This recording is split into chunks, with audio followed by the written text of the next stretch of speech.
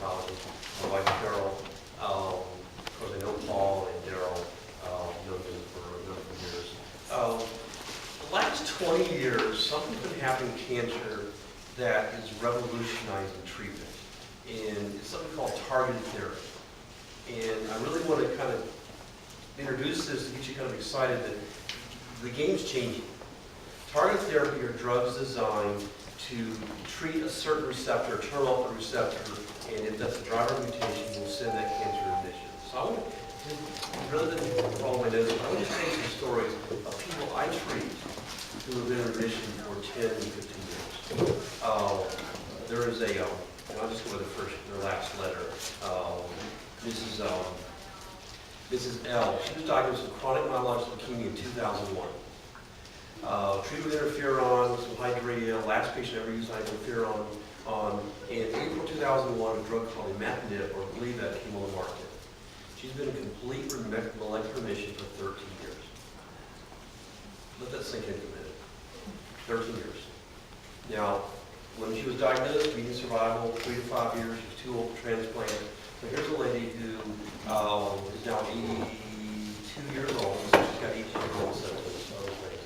But she is in molecular remission, means that at a molecular probe level, we can't find her cancer at 1 in 1 million cells. Another lady, Mrs. W, who actually stories in the Smithsonian, so her story is actually nationally known at some level. She was 38 years old and developed breast cancer, very advanced, got chemotherapy, surgery chemotherapy. 6 months later, she metastasized to her bones at age 38. So I still remember that very day when we were talking in her office and when she made her mom leave, she was crying. You know, you're thinking, you know, a year or two of some chemotherapy. We put her on her receptor because she has this receptor called a HER2 receptor. She's been in remission now for almost 50 years. Targeted therapy works differently. It's kind of like a light switch. If you turn the light switch off, you have to keep on the therapy. You keep turning the light switch off. And if that switch drives your cancer, you have the potential of having long-term survival. Got two people, one of which lives up in Jasper, with metastatic lung cancer. One is 2 years out, one is 18 months. I'll just tell you what the guy lives in Jasper. I won't give you a name, leave the letter. She might even know the guy. He was diagnosed about 18 months ago with metastatic lung cancer to the lung, the other lung, and to bone. Not a particularly old guy, I think he's in his 50s. We put him on a drug called erlotinib. He had a receptor in his tumor called the EGFR receptor, epithelial growth factor receptor. That receptor got turned off. He has now been in complete remission for 18 months. Metastatic lung cancer, median survival 8 to 10 months.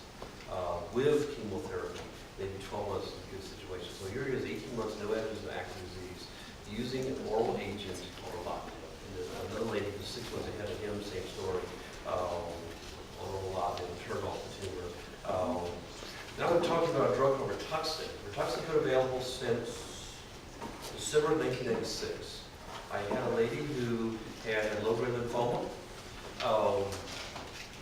She had gone through several chemotherapies and failed that, was doing poorly. Her lymphoma transformed into a high-grade lymphoma, median survival 3 to 6 months. Rituxan came available, wasn't really indicated for intermediate grade. Transformed lymphoma, talked to some folks in Birmingham, say try it. She lived another 10 years and died of a non-lymphoma problem.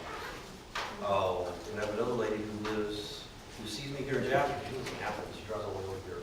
And she's been on Rituxan off and on.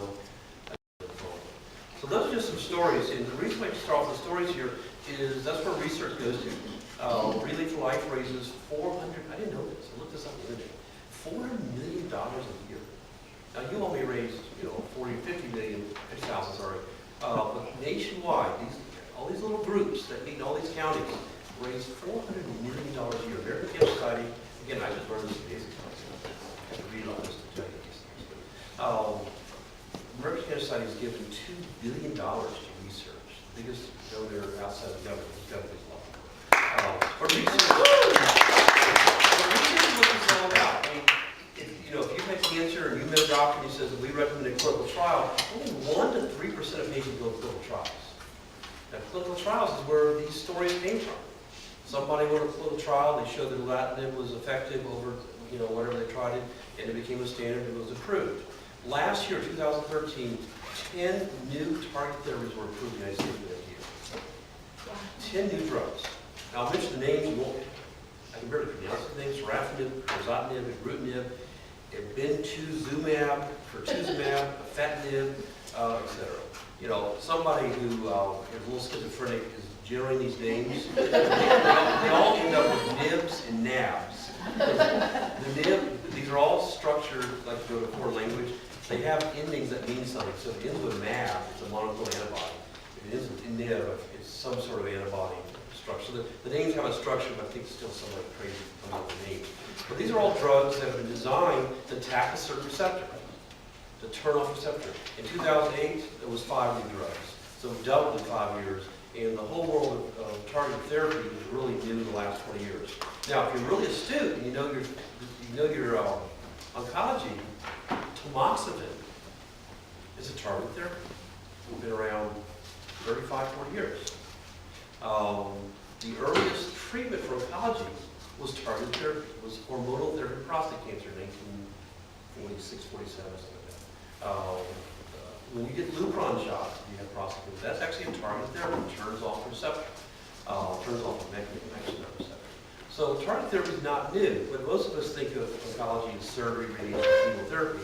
Well, with a few exceptions, chemotherapy can be effective for some cancers, but it doesn't cure a lot of cancers. And what we're seeing moving forward is we're not seeing the advances in cell cycle inhibition chemotherapy, the classic chemotherapy that I think of and you think of.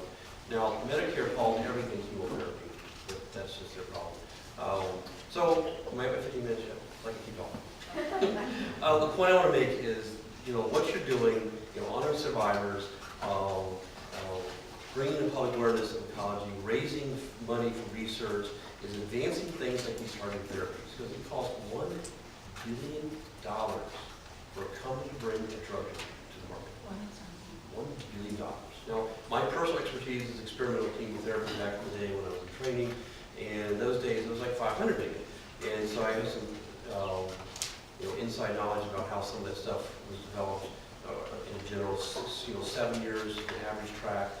So we need research money, we need patients who want to go to clinical trials. So raising the interest on it. So that's why I want to speak to you all, just get you all excited about what you're doing. Thank you. Thank you.